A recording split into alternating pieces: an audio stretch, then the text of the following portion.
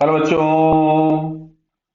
यहाँ लिखा है ball is projected horizontally from a inclined plane so that strikes a cart sliding on the incline. Neglect the height of cart and the point of projection of the ball is above the incline. तो height of cart neglect करने का मतलब ये है कि जो particle होगा वो इंक्लाइन प्लेन पे ही ऑलमोस्ट हिट कर रहा है। बराबर है, ये आपको यहाँ पे एज्यूम करना था। ठीक है। At the instant when the ball is thrown, the speed of cart is v. Find v so that ball strikes the cart. Clear? सबसे पहले हम लोग ये निकालते हैं कि पार्टिकल जो है वो इस इंक्लाइन प्लेन पे हिट कितनी देर के बाद कर रहा है। यहां पे पहले मैंने इंक्लाइन प्लेन बना लिया, बात को समझना ध्यान से। ये आपके पास दिया है, इसका इंक्लिनेशन 37। पार्टिकल को हम लोगों ने किसी इस पॉइंट पे प्रोजेक्ट किया है 10 मीटर पर सेकेंड से। क्लियर? तो अब अच्छा देखो, यहां पे अगर हम लोग देखते हैं तो ग्रेविटी का एक एक्सेलरेशन एक्ट होगा जी डाउनवर्ड्स,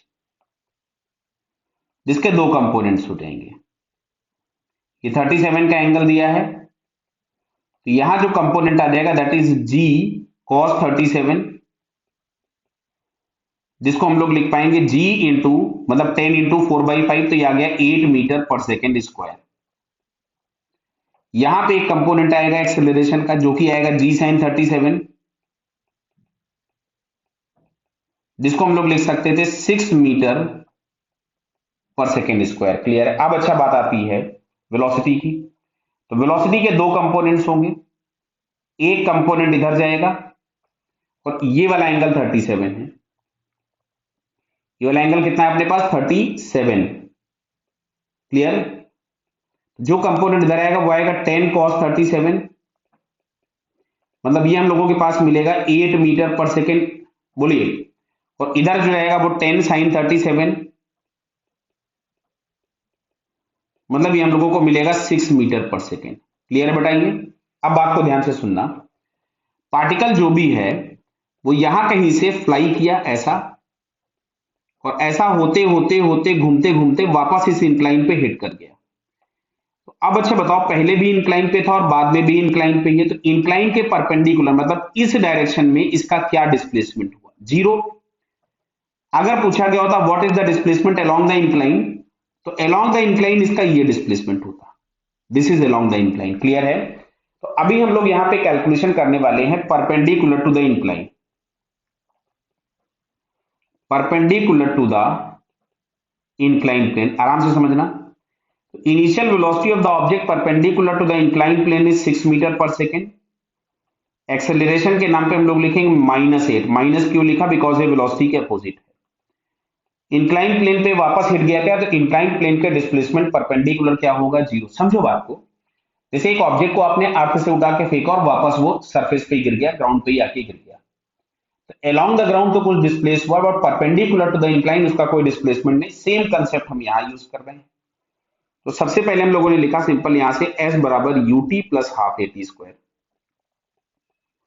s बराबर 0 हो गया था, u के नाम पे 60 -1/2 8 इंटू टी स्क्वायर, इससे इसको उड़ा दिया हमने 4, टी कॉमन निकाल लिया, तो यहां से हमारे पास आता है 6 - 4t बराबर 0। तो t के दो सॉल्यूशंस मिले, एक 0, t बराबर 0 पे भी वो इंक्लाइन प्लेन पे ही था, और दूसरा आंसर हमारे पास मिलता है t इज इक्वल टू 6/4 बोले तो 3/2 सेकंड्स, और 3/2 सेकंड्स के बाद भी वो इंक्लाइन पे आएगा, तो ये हमारे पास हो गया टाइम ऑफ फ्लाइट। अब बात करते हैं अलोंग द इंक्लाइन या parallel to the incline. Along the incline और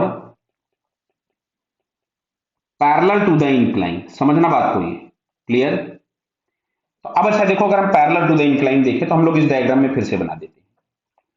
इसकी वेलोसिटी v दी थी बेटा पैरेलल टू द इंक्लाइन, बोला था आपको, और इसकी वेलोसिटी इस डायरेक्शन में आ रही थी कितनी? 8 मीटर पर सेकेंड। अच्छा, इस पे भी एक्ट होने वाला एक्सेलरेशन जी साइन थीटा था इधर,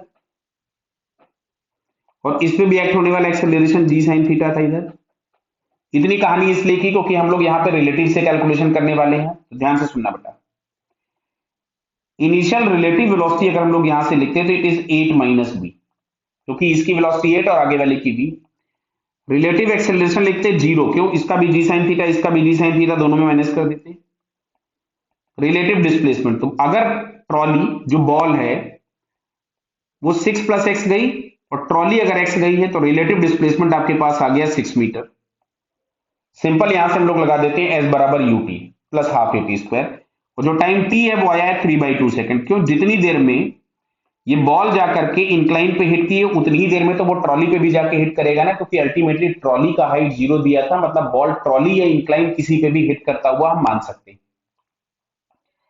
तो यहां से हम लोगों ने लिखा है S is equal to UT plus half A T square, हो गया 0। यहां से मिलेगा 6 और u रिलेटिव था v इंटू 3/2, तो इससे इसको उड़ा दिया 2 टाइम्स, 2 इंटू 2 हो गया 4, 8 माइनस वी। तो यहां से v बराबर हमारे पास आता है 4 मीटर पर सेकंड। तो जो हम लोगों से फाइनल आंसर पूछा गया था कि what is the value of the velocity of the trolley, तो ये आपके पास मिला 4 मीटर पर सेकंड। क्लियर हुआ बेटा? Okay, all the best.